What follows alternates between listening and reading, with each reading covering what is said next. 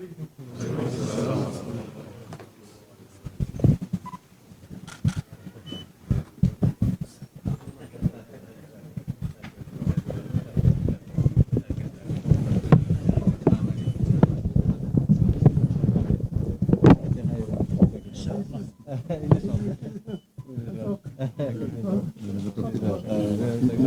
demande que vous essayez.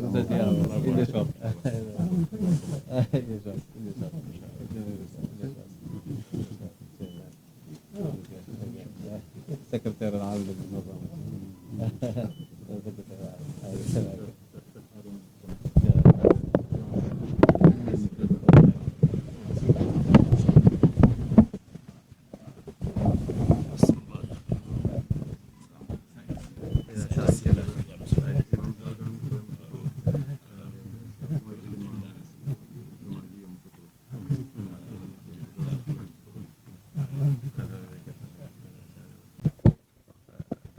سأبدأ بالعربية وأتم بالفرنسية حتى يفهم الجميع.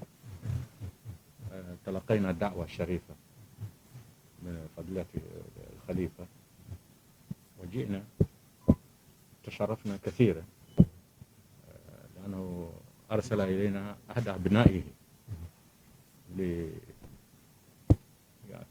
على الدعوة، وجئنا لاستجابة. جئنا كأبناء يطلبون الدعاء والتوجيه والنصيحة من الأب والخليفة. نشكر وتشرفنا كثير، نشكر فضيلة الخليفة على دعوتنا، وإن شاء الله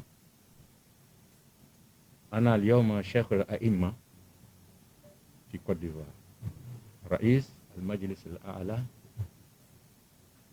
للأئمة والمساجد والشؤون الإسلامية، وتحت رعاية هذا المجلس والأعداء، عدد الأعداء أعداء الأئمة 20,000 إمام، والمساجد تقريبا 8,000 مسجد في جميع أنحاء البلد حتى يستفيد الجميع. سأقف هنا بالعربية وأواصل بالفرنسية. Nous avons dit que l'éminence Khalifa a demandé les nouvelles. Nous avons dit que nous sommes venus répondre à son aimable invitation. Il nous a fait l'honneur. Oui. Il nous a fait l'honneur d'envoyer un de ses enfants pour nous remettre une invitation en Côte d'Ivoire pour venir le saluer. Nous sommes venus comme des fils qui viennent à leur père, comme des élèves qui viennent à leur maître pour demander bénédiction et demander orientation. Nous sommes à la tête du Conseil supérieur des imams, des mosquées et des affaires islamiques en Côte d'Ivoire. Dans le Conseil des imams, dans le COSIM, nous avons environ 20 000 imams et plus de 8 000 mosquées que le Conseil supervise en Côte d'Ivoire. Notre organisation, le COSIM, est une sorte de fédération. Dans le COSIM, vous avez tous les tarifs. Vous avez toutes les écoles, toutes les tendances islamiques se retrouvent pour coordonner les activités de l'islam. Après, chaque imam, quand il rentre dans sa mosquée, chacun est autonome.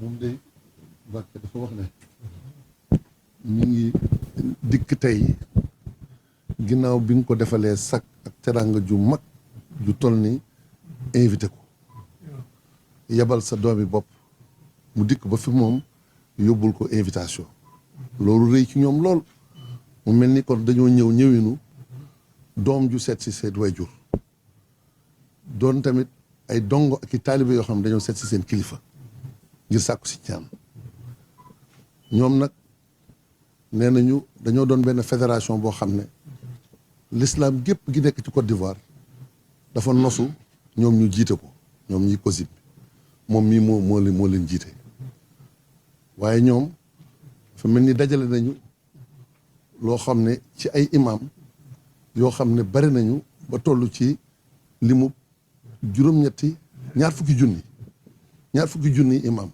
yoo xam ne biñ ko xoolee tamit nekk nañ ci lu tolloog juróom-ñetti junni ay jàkk ci biir réew ma nee nañ nag ay mazahib yëpp nag am na ci dafa mel ni jullit ñi ñoo booloo nga xam ne kenn ku ci ne tariqa boo mën a ne wala tamit mazahib mazhab boo mën a nekkit ñoom ñëpp dañoo dojale seen bopp nekk ci kilifteefu li nga xam ne moom mooy COSIM waaye nee na ku ci nekk nag boo demee delloo ci sa jàkk yaa yor kilifteef gi am nga autonomie pour doxal sa liggéey lii daal nee na ñoom moo leen indi tey ji si yow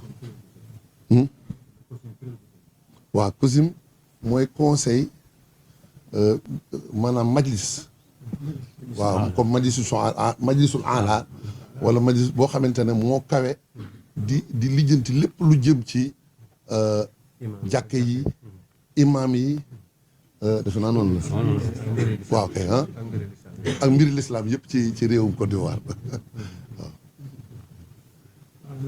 joxaat. Donc nous sommes venus pour écouter l'éminence le khalife mais nous demandons surtout ses prières parce que souvent quand on est placé dans une certaine position de responsabilité dans l'islam, shayatin al-ins wal jinn, ils se coalisent contre toi. Ils se disent, si on arrive à avoir celui-là, on va avoir beaucoup de monde derrière lui. Nous sommes jeunes qui prient pour nous. Ça, c'est un. Qui prie pour la Côte d'Ivoire. La Côte d'Ivoire, c'est le résumé de l'Afrique de l'Ouest. Tous les pays francophones, tous les pays de l'Afrique de l'Ouest ont de fortes communautés en Côte d'Ivoire.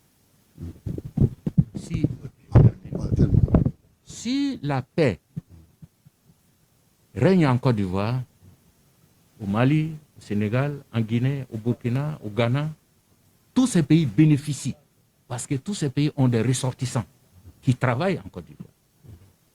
Mais que Dieu nous protège s'il y a problème, et nous avons vu déjà des problèmes, ça va répercuter sur tous ces pays et tous les ressortissants de ces pays en Côte d'Ivoire. Que le Khalife prie beaucoup pour la Côte d'Ivoire, pour la paix, pour la concorde, pour qu'il n'y ait jamais de fitna en Côte d'Ivoire.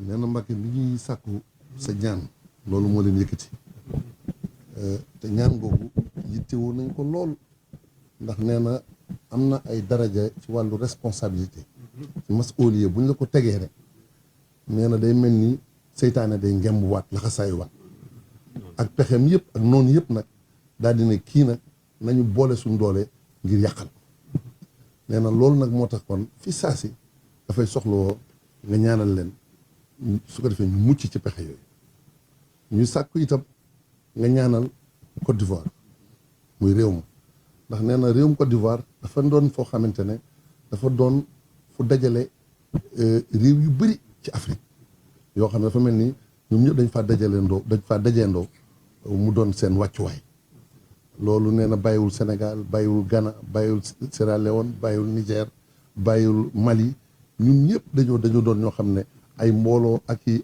ñu bëri ci seenum réew dañoo nekk foofu ci Côte d'Ivoire kon Côte d'Ivoire su amul jàmm dafa mel ni yeneen réew yi nekk ci Afrique te wër ko jàmm du leen yomb te noonu leen nee na am na lu ñu ci jot a gis jot koo dund moo tax mu bëgg nga ñaanal Côte d'Ivoire mu am jàmm te xam ne jàmm jooju ak dal googu day doon loo xam ne Afrique gépp a koy bokk ñëpp a koy jëriñoo. J'ai beaucoup parlé, mais je voulais expliquer à son éminence notre joie d'être là et nos préoccupations. Maintenant, nous voulons l'écouter. neen daal jàpp na ne sax wax na lu bari waaye nee na li mu bëggoon rek mooy feeñal mbégteem moo xam ne amul fu mu yem ci ñëw yàlla dimbali mu leen dimbali ba ñëw jàkkaarloog yow nii tey ji waaw nee na nag kon li mu jot a wax dafa jàpp ne bari na nen da lay bàyyee kàddu gi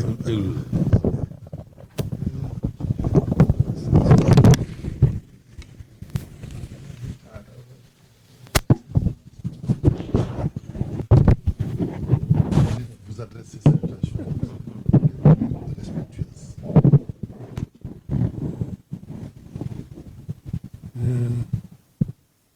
am na mbégte mu rëy a rëy. Le khalife dit qu'il est actuellement très satisfait et très content aujourd'hui. li waral mbégte mi Ce qui justifie ce sentiment de satisfaction à son niveau, mel na ne gan ñu jóge ni ñu jóge ñi ak ñëwee fi loolu dana noo koy door a am. cette satisfaction se justifie par l'acte que vous avez accompli en quittant votre pays avec la motivation qui vous anime. Pour lui, c'est la première fois que ceci arrive. loolu moo tax mu am mbégte mu rëy. C'est ce qui explique la joie et la satisfaction très profonde qu'il nourrit. dégg na ni mu waxee bu baax a baax. Il dit qu'il vous a très bien suivi.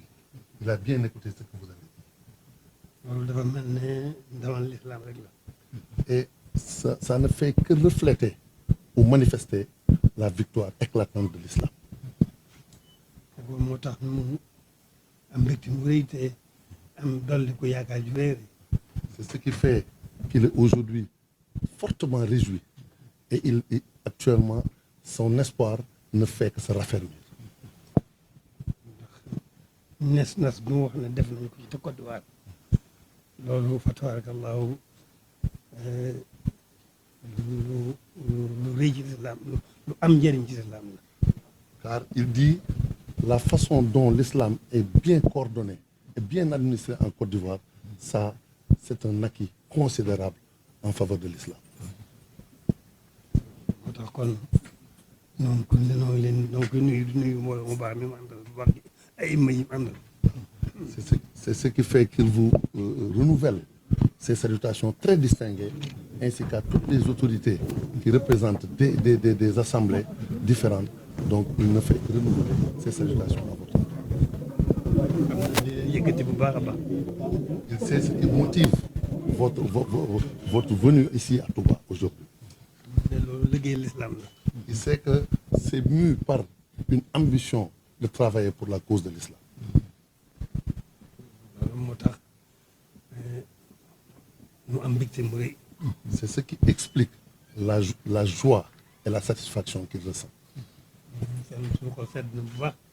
taxawaay bi nga xam ne Côte d'Ivoire bu ñëw ngir l'islam noonu leen ci sant bu baax a baax a baax leen ci gërëm.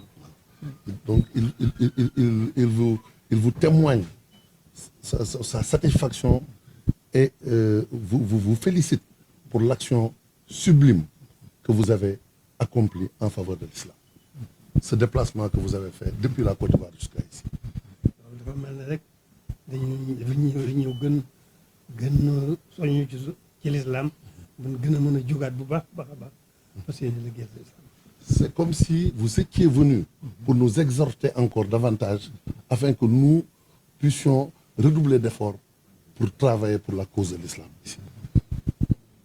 kon moom dafa mel ne ñoom dañoo yëg Cheikh Ahmadou mel ne dañoo yëg li ko fi taxoon a ñëw mu nekk ci ba ni mu wujjee borom. C'est comme si vous étiez très au fait de ce qui était la base ou les fondements du travail, de la cause que défendait Cheikh Ahmadou Bamba.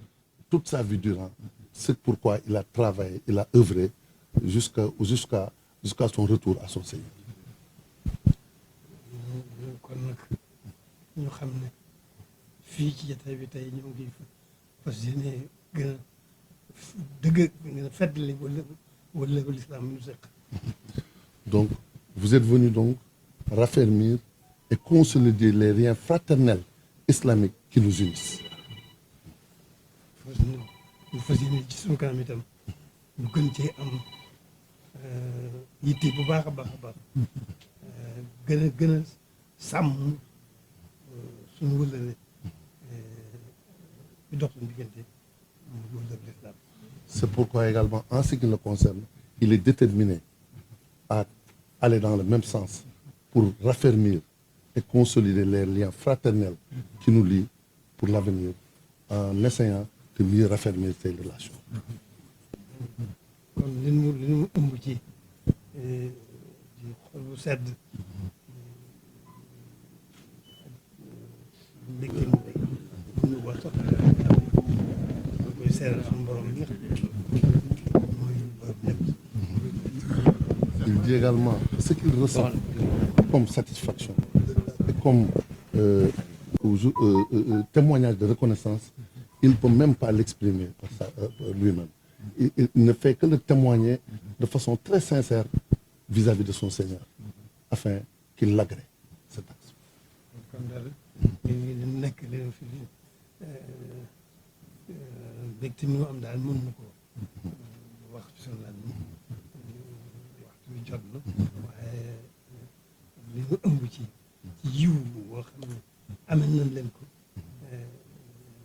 loolu mën na ko xajatu fi waaye loolu moo nekk moom rek la ñu teg te moom lañ fiy bàyyi itam incha allah dinañ ko ànd ak ñoom. Il dit également qu'avec l'exiguïté du moment, surtout avec la prière, il sait que nous sommes indigents à vous exprimer convenablement le sentiment qu'il ressent en termes de satisfaction. Mais il ne fait donc que le réaffirmer, le renouveler, en sachant que c'est un sacerdoce qui est devant nous, Inch'Allah, afin que ensemble nous puissions relever ce défi de consolidation de nos relations fraternelles.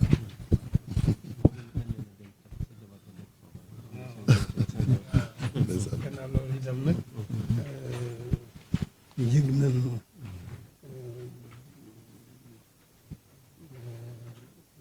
gàttanu gi ñu gàttanu foofa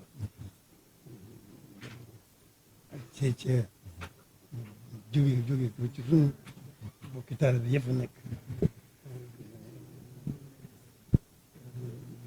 noonu leen di gën a dénk bokki taalibe bi yëpp nekk te ñu xam ne ni mu demee rek la nii lañu leen ñu jàpp ne Sénégal comme mooy seen ñaareelu réew Côte d'Ivoire mooy seen ñaareelu réew ci Sénégal comme ñoom dañ fa nekk comme sénégalais loolu lañu jàpp bi ñu nekkee Côte d'Ivoire dañu jàpp seen bopp ne ñeneen Sénégal te itam tabarakallahu ñu yaru la ñuy doon yoo xam ne dañ fay yàq dañ fay defar waaye yàq du jóge ci moom kon nag moom lañ koy dégg gën a dégg ñu ngi di gën a dégg.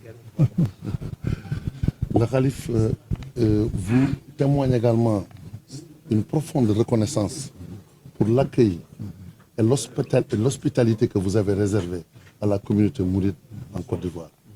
Il est bien informé, il est bien au fait de tout ce que vous faites pour les mettre à l'aise, pour les accueillir, pour les encadrer, afin qu'ils se sentent chez eux. Et donc, il réaffirme également sa confiance vis-à-vis de cette communauté qui, Inch'Allah, par la volonté de Dieu, ce seront toujours des gens qui resteront dans la conduite édictée par le vénéré Cheikh. Ils ne se mêleront jamais à des pratiques qui vont dans le sens de la discorde ou bien du dégât. li ñuy wax nag li ko gën a dëggal moo di jàngukaay boobu ñu fay xalaat bëgg fa dundal l'islam bëgg fa xam ne l'islam loolu mooy firndeel li moo wax ci mbokki taalibe Et le témoignage qu'il est en train de faire pour votre action d'hospitalité vis-à-vis de nos compatriotes, les Sénégalais là-bas, ou les Mourides, ce qui justifie davantage cela, c'est le projet de l'Institut Ayamou Sokolo, que vous êtes prêts à mener avec nous pour le bénéfice de la Oumma islamique, mais également qui sera d'un grand apport pour l'éducation de nos enfants en Côte d'Ivoire. dégg nañ taxawaayam bu baax ci Il dit qu'il est bien au fait et bien informé de votre position et de ce que vous avez fait comme action pour faciliter toute cette œuvre qui est en train d'être édifiée en Côte d'Ivoire. di gën a sant bu baax a baax. Donc il vous renouvelle ses remerciements les plus profonds.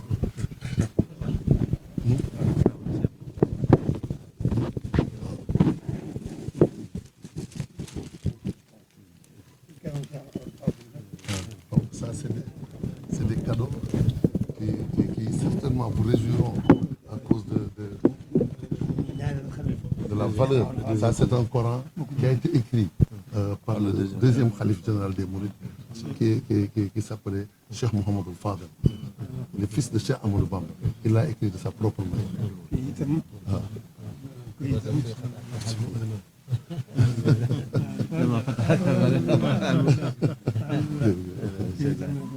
mooy Sëriñ Cheikh Khadim. Sëriñ Cheikh Amadou Bachir moo ko bind. Cheikh Mamadou Bachir, le fils de Cheikh Amadou Bamba. Il est le père de notre vénérable Cheikh Mamadou Bamba.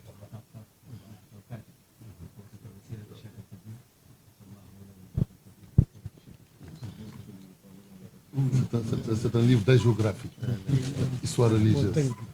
itam xam-xam diine yi nga xam ne Sëriñ Tuubaa jëkk na ko def ko ngir taalib yi ak islam bépp.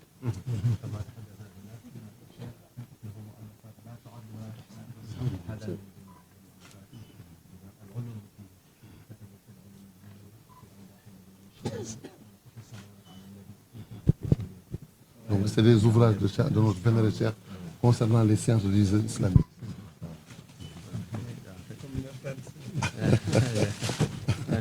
Ça c'est des cadeaux qui ne font que témoigner de l'agrément et de la satisfaction très profonde de notre vénéré Khalife.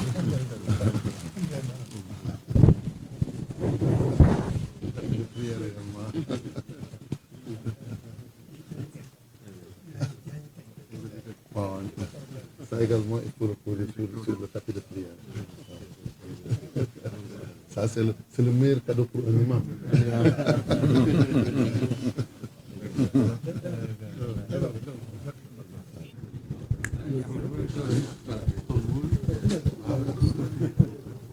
ñoom nag am na ay cadeaux yu ñu la indil nag ñoom tamit yoo xam ne lu muy firi foofu ci ñoom lu rëy la. mooy seen problème.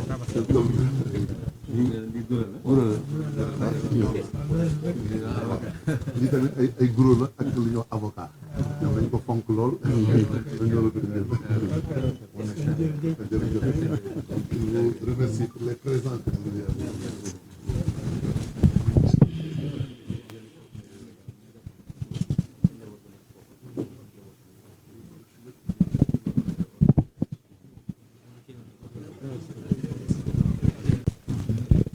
sore ci moom sax ci sa jëmm ji Mbacké. Lui demander de ne pas nous oublier dans les prières en Sahel quand on n'est pas là. Prière qui va faire. mi ngi sàkku daal nga bañ leen a fàtte mukk ci say ñaan boo leen gisaatul. Ne pas oublier la Côte d'Ivoire aussi dans cette prière. nga bañ a fàtte itam Côte d'Ivoire ci say ñaan Mbacké. Pour le projet de l'Institut. nee na lu jëm ci wàllu kër googu nga xamante ne jàngukaay la dencukaayu téere. Nous sommes prêts à soutenir ce projet. nee na ñoom jekk nañu ngir jàppale projet boobu ba mu sotti. C'est pourquoi l'imam Saïd Sila, nee na moo tax imam imam bii de la imam grande Seck mosquée de Yamoussoukro, moo tax imaamu Yamoussoukro mu indaale ko pourquoi il est venu looloo tax mu ñëw. pour dire au Khalif que nous sommes prêts à soutenir ce projet. waaw loolu rek a tax moom ñi topp ci moom bare na waaye li tax imaamu Yamoussoukro moom xam ne foofee la ñu am barab boobu loolu tax mu indaale ko.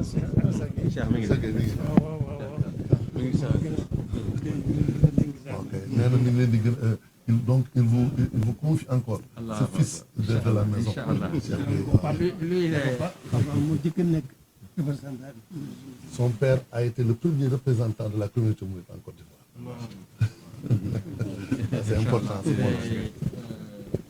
En Côte d'Ivoire, on voyait toujours les mourides de loin. nee na Côte d'Ivoire ñoom dañ daan gis murid yi rek ci sori nii rek.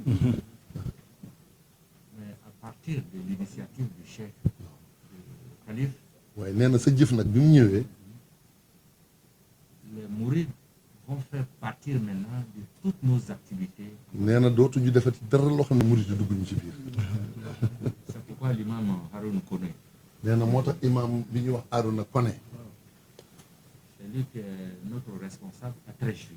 nee na mooy seen jëwriñ ji nekk te Treichville ñoom comme conseil bi Où se trouve la maison Cheikh Ahmadou Bamba. nee na Treichville foofu la kër sëñ Touba gi ne waaw nee na Donc les deux symboles, waaw nee na loolu la maison de Cheikh Ahmadou Bamba, le projet de l'institut que le calife va faire, les deux premiers tuteurs après Dieu, ce sont ces deux imams. C'est pourquoi ils sont venus nee na pour le ñaari calife les voir et aussi pour eux. nee na ñaari mandarga yooyu nga xam ne mooy kër sëñ Touba gi nekk Treichville ak barab bi nga xamante ne mooy jàngu boobu ñuy waajal ak daara jooju nee na ñaari yooyu mooy li nga xamante ne moo tax mu ñi seen jëwriñ yi ko yor mu indi leen fi ngir nga gis leen ñaanalaale leen ndax ñu am ndam ñoom itam ci li ñuy def. Et pour donner un contenu au rapprochement des mourides du reste de la communauté, nous allons demander au calife de nous désigner un des responsables de